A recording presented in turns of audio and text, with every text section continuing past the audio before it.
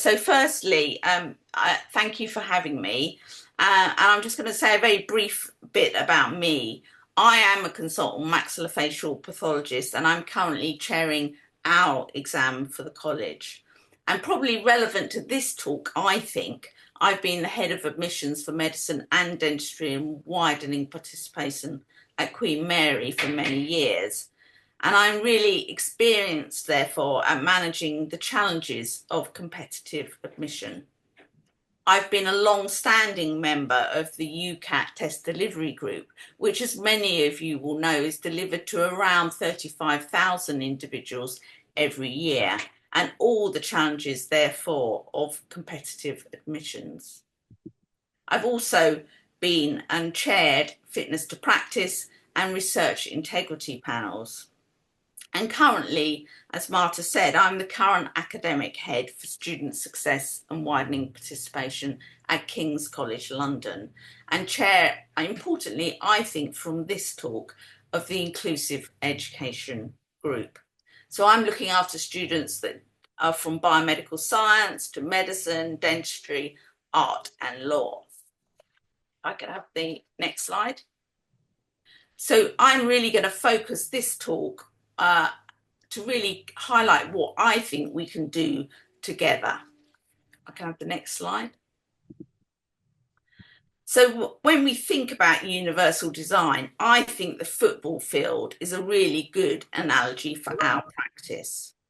We have to maintain barriers in terms of patient safety, but we are really striving together for inclusion. In the first example, you can see there is clearly equality. Everybody is at the football match, but not everybody can see. In the second example, there is definitely equity. Everybody is at the football match, and now everybody can see, but the steps that we've needed to put in place are visible to everybody. And in the third and best example for us, there is clear accessibility. Everybody is there, and we still have those barriers in place for safety. Can I have the next slide? So I'm going to focus much of this talk thinking about the concept of inclusivity, not just about mitigation at the end of training in the assessment period, but all the way through. What the world is today and how we can look to build bridges and not barriers. And I'm including this fantastic bridge, of which there are many across the Seto Inland Sea in Japan, and we'll hear a little bit more about that later. And sometimes I think we construct barriers because of fear or change, or catastrophizing what we think might happen in the future, or we're really trying to protect individuals rather than thinking of the opportunities that bridges can bring. Next slide. Everybody here is aware of the Equality Act and the changes that were brought in 2010 with the 9 protected characteristics. But all of us work for large multinationals, whether that's the NHS, private corporate laboratories, or the university sector. And none of us are managing Arkwright's open all hours corner shop, where in some ways the Act can be interpreted in a different way. Sometimes we place barriers because of perceptions of what might happen in future employment, but that is not the requirement for inclusion in training. That is really for the employer to think about. And our role is, can the trainee meet the same learning outcomes to the same standard? And so therefore, I'm going to think about that concept, I hope, over the next few slides. Can I have the next slide? So the barriers that we create unintentionally is by focusing on the past or our past, planning their futures based on our experience, rather than moving to what can be accommodated in the now and what might, of course, be possible in the future. So for the trainees, it's really important to focus on the now. Can I have the next slide? And when thinking about the speed of change, if we even consider the implications in our lifetimes, from the move from the telephone party line, which probably many people on this call won't even remember, where you had a telephone that you picked up and multiple people in your street would also be on the same line, to the advent of the mobile phone, the advent of the Nokia phone, with its very limited functionality of only being able to telephone or SMS, brought real change to huge numbers of people. It did, of course, have the added advantage of a super long battery life. And now, with the advent of the new Android or iPhones, how many of us has this revolutionized our life? No longer do we need to go to the library to look up references. We can look them up at the flick of a switch or by logging onto the relevant platforms. And there are real changes coming in the future with the new iPhone and the headphones, with real inclusivity for those who are hard of hearing, whether that's through age or early. Next slide. And just think of where we are in terms of language barriers. In 1978, the concept of the Babel fish was a purely mythical construct created by Douglas Adams in The Hitchhiker's Guide to the Galaxy. The Babel fish, you simply popped it in your ear, and then you would be able to hear languages translated from all over the galaxy. And I can tell you that would have been super helpful for me as a student in Japan 34 years ago. But fast forward to my recent trip, and there are now apps like Papiago, which translates signs, it translates spoken language, and it translates all languages, including those that are more challenging with character scripts. Have the next slide. In our own context within the college, think about how we're moving to increasing automation and digital pathology, and how that's going to open up doors to a broader group and allow those who experience changes later on in life for their careers to continue. Next slide. And for me, it's really about supporting the potential for everybody. So what Stephen Hawking achieved in his lifetime was truly remarkable, but that simply wouldn't have been possible or envisaged at the start of his life. So it's about taking each adaptation at the time and thinking about what the role of technology can bring to help. And Stephen's life was possible because of advancements in technology. So staying forwards thinking is really key. Next slide. Or more recently, when we think about Billy Munger, who many of you might know about, at the recent World Ironman Championships in Kona, he broke the double amputee world record by more than 2 hours and completed the course in 14 hours. Billy was a UK Formula 4 racing driver who tragically lost both legs in 2017. And he not only had the inner resilience, but he had a huge team of people supporting him to be inclusive and to support making the changes that have allowed him to be included in a new world record. Next slide. Most of us will be aware about the news and the rising tide and increase in mental health, anxiety and depression, particularly in the younger age group, who of course are our trainees and students. But in looking at the data, whilst there is an increase in low-level anxiety and depression, there doesn't seem to be the increase in really significant conditions. And part of this, of course, is the openness of the younger generation about sharing their experience. And Dr. Ahmed Hanka is a psychiatrist who really struggled with his mental health during training and during university. And he talks about those challenges really openly on his Twitter feed, The Wounded Healer, which I would encourage you all to have a look at. And he now comes back and speaks to university trainees, and colleagues about how to reach out, how not to be stigmatized, and how to seek help. And we would, of course, should consider how we approach trainees as we would approach our colleagues. Next slide. And reflecting on that, put the mitigations that we put in place for our colleagues who might be carers, suffered bereavement, are managing the menopause. We would think about things like putting in compressed hours, starting at different times during the day, avoiding presenting or really challenging cases that are triggering to them for a time period. We should reflect the mitigations that we would all consider for our colleagues, ensuring we put the same level of consideration in mitigation for our trainees. Have the next slide. So I'm going to share some ideas that I think can help us be more inclusive. Next slide.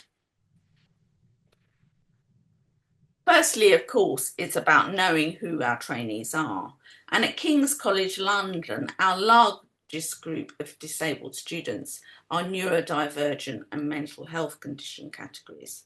So the first steps for us is to really map who we think the groups are and really reflect on the fact that the groups that are coming through today might not be the groups in a year or two's time, and for us to be able to adapt and change. Next slide. Secondly, it's about really understanding the challenges that are in transition for everybody. Everybody on this Zoom link can remember their first day at school, their first day at university, their first day in a new role. And it's true for our trainees, who we often rotate through multiple trusts or departments. So really for us to think about what pre-work can we put in place for all our trainees. Next slide. Thirdly, for some students who are neurodivergent, there are particular challenges which we would be able to predict and adapt, including those such as social interactions. So putting trainees in touch with near peers can help, or offering pre-orientation visits before they start, or being aware and understanding that managing their lives outside of training can be really difficult, and being really empathic to those changes. Next slide. Or for trainees who have dyslexia and dyspraxia, understanding our really quite complex terms and acronyms and short speak, and helping them support some of the challenges that they find in supporting workload can make all the difference for them to be able to succeed. Next slide. And the second step really is about making communication and information clearer, steering them through what is a myriad of Royal College, Institute, Trust, NHS, E&I information. Perhaps we could think about creating resources that summarise the information from these multiple steps, or be creating short video blogs, putting in some of the kind of thinking about what comms overload happens at different steps of the year for them. Next slide. And really, it's really important to consider the engagement for students in multiple different areas. So not just thinking about the in-person arrangements, but thinking about the digital arrangements that is really vital. Next slide. And finally, it's about sharing best practice on creating inclusive resources, using the new tools on accessibility that are now available freely using Word or PowerPoint. And I utilised them in creating this resource, practicing to make sure I was getting the right colours in the different slides. Next slide. So I'm just going to briefly include some things that we're doing in the university sector, which all our trainees will have recently been experiencing. So we're doing a lot more in joining up the approach in the pre-phase of university. Some of you may be aware of the UCAS Tick the Box the campaign that relates to care experienced or estranged students. so that universities can really reach out before students join. We have far more emphasis now on pre-enrollment tasks and signposting and peer-to-peer support before they start. We have areas such as machine captions to help support those who are hearing impaired, but also really importantly supports those whose English isn't their first language, or for those who have specific learning challenges. That ability to repeat and replay and allowing them to chunk and pick a time that's relevant for them makes all the difference. Next slide. And finally, I thought I would end by talking about assessment. This slide is to prompt me to remember, and changes within the sector. Within the college, of course, you'll hear that we've set up a panel which is looking at mitigations that we can put in place for specialties, so there is a more consistent approach. But I think it's really important to recognise that it must be a framework rather than an immovable barrier. Next slide. So I thought I would illustrate this with some of the changes that trainees will have seen if they've sat the UCAT exam. So I've been really privileged to sit on the delivery committee for the last 8 to 10 years, and I think we've really moved the dial on inclusion. The process now is much more streamlined. We give really clear comms about what evidence they need to produce. And we've now got lots and lots of different mitigated tests. So just to give you an example, the standard test is 120 minutes, but we now also have the ability to include a test with rest break and stop the clock, which lasts 140 minutes. In addition, we have a 25% extra time test, which lasts 140 minutes. And we also have a test within that has the pause and stop the clock. And we have a 50% extra time test that lasts 180 minutes, and a version with the rest breaks and pause the clock that lasts 210 minutes. And so that's really allowed us to provide a platform to support all of the test takers. Next slide. So of course, accommodations are important, and many of them are really straightforward, including those for physical disability. And many of us will be aware of the Academy's guidance in 2023 about the principles for nullifying exam attempts, which really centre around college decisions, which can be particularly helpful when a candidate wasn't aware of challenges within them, which they become aware of during the test cycles. And some of you may be aware, and I've included the link, of the Royal College of GP's exam policy and the challenges that were made. And some of the challenges there were about the more rigid approach that the Royal College of GPs took.